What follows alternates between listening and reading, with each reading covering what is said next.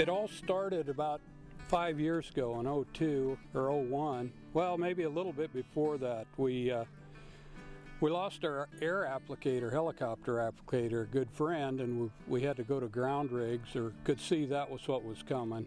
So we started with some of the hydrostatic drive machines, different color ones, tried them. I was more fond of the gear drive and used one that was four-wheel drive, was great, but that machine was very heavy. And on our steep hills in this country, we had some, in the spring it can be kind of wet, and we had some slide out problems. So wasn't real wild about that. We ran one of the hydro machines, went over the place in '01. It was a pretty wet year. We had some problems. We had to cut some fields up, do them differently because we couldn't get up and down the hills or along the hills because we were powering out. So that next fall, we kind of got through with beg, borrowing, and steal and renting from people. And I saw, it was kind of a fluke deal how I ran into the Apache. I had heard about them about 9 or 10 years ago when they were first on the market from a friend up in Canada. And he said, this company needs to be watched. Well, just so happens I was reading the Farm Journal one day, and here's the picture of the 790, the 890, and the new 1200 Apache they came out with. So I called him. President answered, talked to him, told him who I was, told him what I was looking for, told him what I'd been using, and he said, I think you're going to like the 790 series, and if that does not work for you, we will bring out the 800 series for you to run if it's not enough power and doesn't do what you think it will. So I said, that's okay. He offered, he said, we'll send you a plane ticket. You come back, you look at them. And I said, I'll do it someday, but I have faith in you guys. So I sent him a down payment, and 6 weeks later, the machine shows up. The truck driver that brought it out was a really nice guy and kind of told us how things were. And when he left, then the fear factor hit of, there's not one of these within 1,500 miles, and what's going to happen now? So my hired man and myself, we read the manual, started spraying that spring, and everything just went perfect.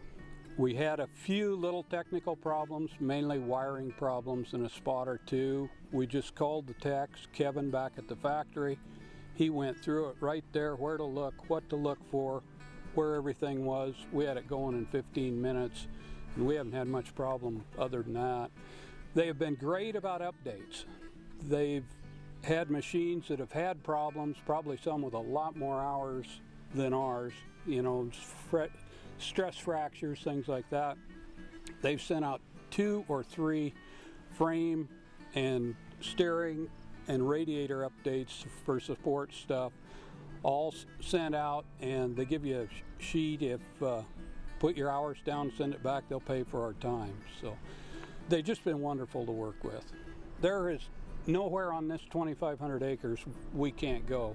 It's probably one of the nicer improvements that I've done on my farm in a long time. I spend most of my time on a sprayer. Last year I put almost 700 hours on a great big wheel tractor dragging a sprayer around, and 90% of that was hooked on a sprayer.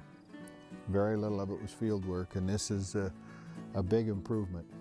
It probably cut 4 to 5 days off my spring work. I've done quite a bit of custom work this spring. I wouldn't go back to the other way. It's hard to get into one, but it's worth it. It's all hilly, slopes up to 35–40%. Got a few of them that get really steep. Most of it's in that 20 to 40% range, 15 to 35 range, and a lot of up and down. So you've got to have something that's stable to handle that. And I have not had any trouble staying on the hills. It's worked very, very well. I've been very pleased with that. I've been on a couple of them that were even made me a little nervous, but I just made sure I didn't go clear up on a real steep hill with a full tank of water, you know, you empty it out a ways. They've been very good. I was impressed. I told them right away the first day that I thought we needed to update the machine a little bigger to it, a little different, and they came out here with a whole nother machine for us to test and to work with, and we've already figured out that that's going to make a big difference, and that's a good sign for a company. I've been on the phone with them and they've been very helpful. I was really pleased to see when they were coming out here to work with me on this with a bigger machine. A lot of companies, well, we'll see if we can help you out and we'll see how it works, but they don't necessarily produce, but they've produced. They're good people. It was about 4 years ago. My neighbor across the road here had bought one. We had looked at several different sprayers and talked about what we thought might be the best one for where we were at and with the hills and the softer ground. And he went ahead and purchased an Apache.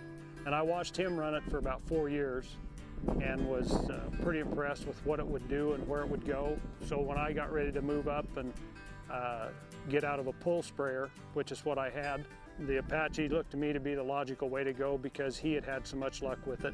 And again, some of the ground in this part of the country can be pretty steep and pretty soft. What we looked at as much as anything was the ability that the Apache had of the gear drive versus a hydraulic drive. It seemed to be a lot less trouble. There was not so many moving parts and pumps and motors that could go out. And again, when you're kind of out in the middle of nowhere, simple is great. I mean, the simpler it is, the better off you are. And I just liked the way it looked, and so that's what kind of swung me to go towards the Apache versus the other models. The ability that the machine has to get around in some pretty steep places that aren't very nice, I mean, as far as farming goes. I've found, and I've got some ground that's probably as steep as most people will farm. I've never had any problem with it feeling unsafe like it was going to try to roll over, but as I alluded to earlier, maybe I'm a little callous to it because I've been around it on combines and tractors, and so I don't think about it too much. But as far as feeling that the machine was unstable or unable to get around in those places, I never felt that way at all. I bought the Apache 710 AS for multiple reasons. The main reason was for power, comfort. It's got a great suspension. Goes through the field conditions really well. The other day I had it down about 2 foot deep and I was able to back out of it where my previous sprayer would have just sat there, been stuck. It's weighted really well. For what I've ran it, I can't find a single complaint with it. We get rough terrain, wet, hilly, washouts, and I can slow down and take off with the full flow hydraulic system at an idle. It makes it really nice to slow down and take off again with the spray system continuously running. I really like that. It's turn sharp on the short headlands. Just an all-around great unit. I thought about the two-wheel drive versus hydrostat, but with the two-wheel drive and posi that the rear end of this has, the 4-speed transmission, it wasn't really a concern to me because it's a positive drive system where my previous sprayer with hydrostatic 4-wheel drive, a lot of times just one tire spun and I got stuck anyhow.